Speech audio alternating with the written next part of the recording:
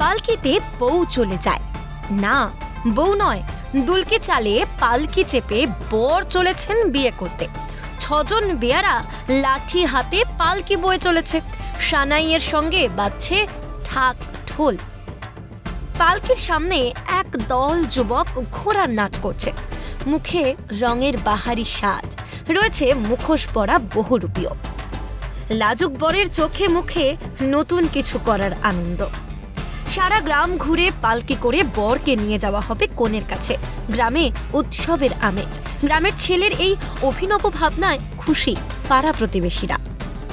প্রাচীন যুগে যেটা হয়ে চলেছে সেটা আজকে আমি করে দেখাবো, কারণ প্রতিনিয়ত তো বিয়ে হয়ে চলেছে, যেরকম হয় আর কি সেরকম হতেই থাকে। তাই একটা মানে কি যে প্রাচীন যুগে যেটা হয়েছিল সেটা আজকে করে দেখাবো। এলাকায় নতুন একটা পালকি এবং ঘোড়া নাচ কেমন লাগছে? খুব সুন্দর লাগছে, মানুষ খুব আনন্দ উপভোগ করছে।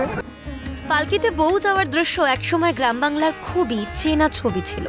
ইতিহাসের পাতা উল্টালেই সেই ছবি আজও ভীষণ জীবন্ত হয়ে ওঠে।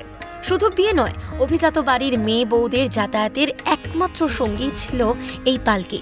বাংলা ও বাঙালির ঐতিহ্যের সঙ্গে মিশে রয়েছে পালকি। যদিও কালের নিয়মে পালকি অবলুপ্ত, তবে বর্তমানে ঐতিহ্যের টানে অনেকেই ঝাঁ চকচকে গাড়ির বদলে বেছে নিচ্ছেন পালকি।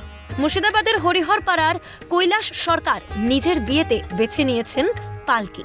পালকিতে চেপে সারা গ্রাম ঘুরে গেলেন বিয়ে করতে। একটা নতুন কিছু করবো, পুরাতন দিন নতুন কিছু শখ ছিল তাই পূরণ করছি।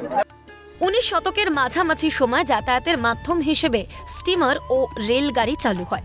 সেই সময় থেকেই পালকির ব্যবহার কমতে থাকে। সড়ক ব্যবস্থার উন্নতির ফলে পায়ে চালিত পালকির কদর কমে।